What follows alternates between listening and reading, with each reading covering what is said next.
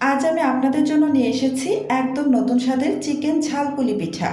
বাইরে থাকবে দারুণ ক্রিস্পি আর ভেতরে থাকবে মশলাদার জুসি চিকেন ফিলিং। একবার বানিয়ে খেলে এর স্বাদ অনেক দিন পর্যন্ত মনে থাকবে। এই রেসিপিটি এতই সহজ যে বাড়িতে থাকা সাধারণ উপকরণ দিয়ে তৈরি করতে পারবেন। বিকেলের নাস্তা, অতিথি আপ্যায়ন, বাচ্চাদের টিফিন কিংবা ঈদ উৎসব সব উপলক্ষেই এটি হবে সবার পছন্দের খাবার। রান্না করা চিকেনের সলিড পিস নিয়েছি প্রায় 8টির মতো। এখন আমি এই চিকেনের পিসগুলোকে খুব ভালোভাবে একদম কুচি করে নিচ্ছি হাত দিয়ে। দেখতেই পাচ্ছেন খুব ভালো করে কিন্তু কুচি করে নেওয়া হয়ে গিয়েছে। এবার আমি পুরটা তৈরি করার জন্য চুলায় চলে আসলাম। চুলায় একটা প্যান বসিয়ে দিয়েছি।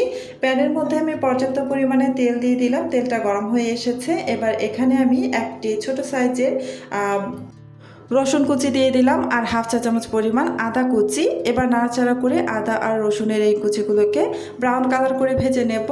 তো এখানে খুব বেশি মশলাপাতির কিন্তু দরকার নেই, যেহেতু চিকেনটা আগে থেকে আমার রান্না করে না। তো এখানে আমি দিয়ে দিলাম একটি বড় সাইজের পেঁয়াজ কুচি করে দিয়ে দিয়েছি। তারপর পেঁয়াজটা দিয়ে আবার নাড়াচাড়া করে কিছুক্ষণ ভেজে নিয়ে এখানে আমি এই যে চিকেন যে আমি কুচি করে রেখেছিলাম সেই চিকেনগুলোকে দিয়ে দিলাম।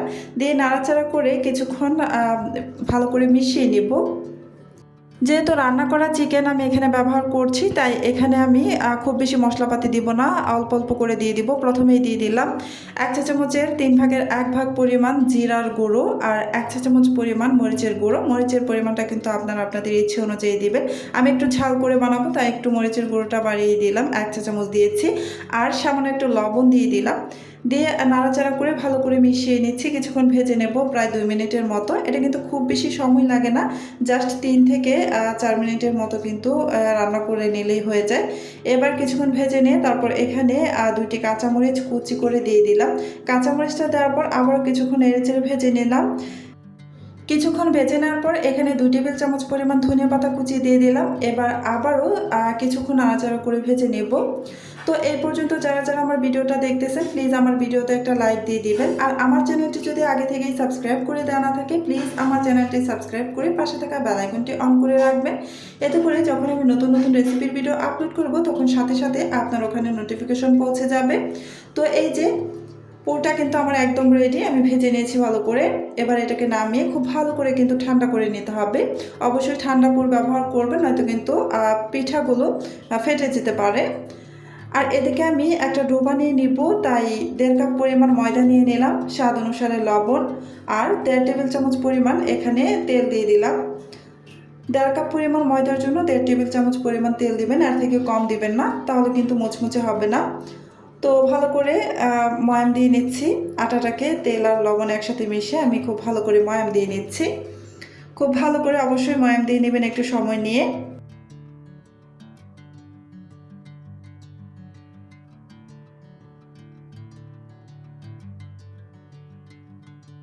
এবার এখানে অল্প অল্প পানি দিয়ে আমি একটা ডো বানিয়ে নেব।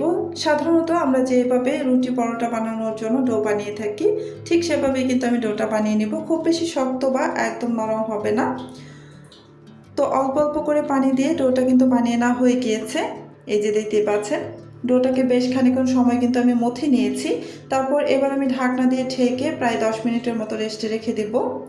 প্রায় 10 মিনিট পর ঢাকাটা সরিয়ে নিয়েছি, আর এই ডোটা কিন্তু আগের তুলনায় অনেকটাই সফট হয়ে এসেছে।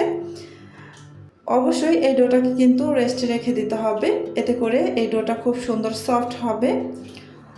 তো এই যে এবার আমি লেচি কেটে নিচ্ছি। আমি 4 ভাগে ভাগ করে নিলাম। আমি বড় সাইজের রুটি বেলে নিব, তাই বড় বড় করে লেচিগুলো কেটে নিলাম। আমি 4 ভাগ করে কেটে নিয়েছি।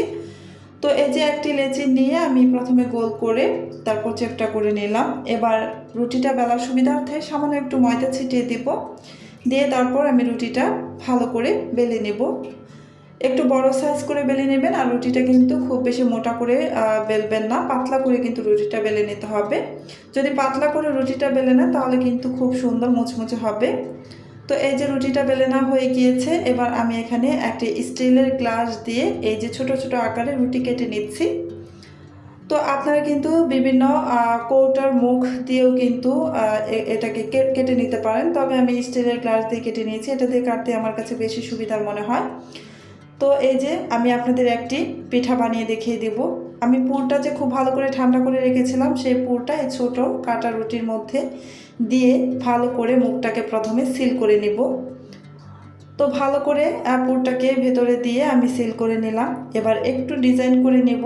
এই ডিজাইনটা কিন্তু প্রত্যেকেই পারে, তো আমি তবু দেখিয়ে দিচ্ছি। এই যে একদমই সহজ, আপনারা কিন্তু কোনো ডিজাইন ছাড়াও কিন্তু বানাতে পারেন, কোনো অসুবিধা নেই। তো এই যে এভাবে কিন্তু আমি সবগুলো বানিয়ে নেব। তো সবগুলো পিঠা বানিয়ে নিয়ে আমি চলে এসেছি কিন্তু ভাজার জন্য। চুলায় একটা প্যান বসিয়ে প্যানের মধ্যে পর্যাপ্ত পরিমাণে তেল দিয়ে দিলাম। আর এই যে সবগুলো পিঠা আমি বানিয়ে নিয়েছি। তেলটা যখন হালকা গরম হয়ে এসেছে তখন আমি এখানে পিঠাগুলো দিয়ে দিচ্ছি। তো খুব বেশি তেল গরম করে তারপর পিঠা দিতে যাবেন না, অল্প একটু গরম হলেই তারপর এখানে পিঠাগুলো দিয়ে দিবেন। দিয়ে চুলার আঁচ একদমই মিডিয়াম টু লো আঁচে রেখে উল্টে পাল্টে ভেজে নেবেন। পিঠাগুলো যদি একটু সময় নিয়ে চুলার আঁচ মিডিয়াম টু লো আঁচে রেখে ভেজে নেন তাহলে কিন্তু দারুণভাবে মুচমুচে হয়।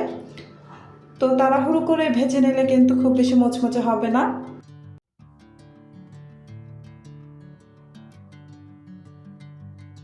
এক পাশে হালকা একটু কালার চলে এসেছে, তাই আমি উল্টে দিচ্ছি। এভাবে আমি কিছুক্ষণ পর পর উল্টে পাল্টে কিন্তু ভেজে নেব।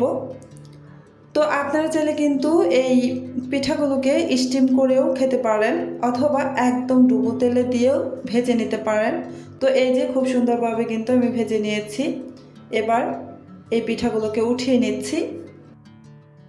গরম গরম টমেটো সসের সাথে এই পিঠাগুলো খেতে যে কি মজা লাগে, আপনারা একবার যদি ট্রাই করেন সত্যি অবাক হয়ে যাবেন। তো অনেকেই তৈরি করে খান, তবে আমি আজকে কিন্তু একদম সহজ পদ্ধতিতে কিন্তু তৈরি করে দেখিয়ে দিয়েছি। সেম প্রসেসে আমি বাকি পিঠাগুলোকেও ভেজে নেব, তাই বাকি পিঠাগুলো আমি তেলের মধ্যে দিয়ে দিচ্ছি।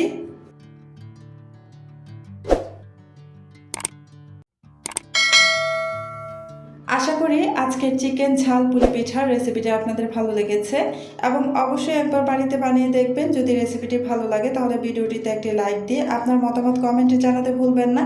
আপনার একটি কমেন্ট ও একটি লাইক আমাকে নতুন নতুন রেসিপি নিয়ে আসার অনুপ্রেরণা দেয়। ভিডিওটি আপনার পরিবার, বন্ধু ও প্রিয়জনদের সঙ্গে শেয়ার করুন, যাতে তারাও এই মজাদার রেসিপিটি সহজেই বানাতে পারেন। তো আজকের মতো এখানে বিদায় নিচ্ছি। আল্লাহ হাফেজ।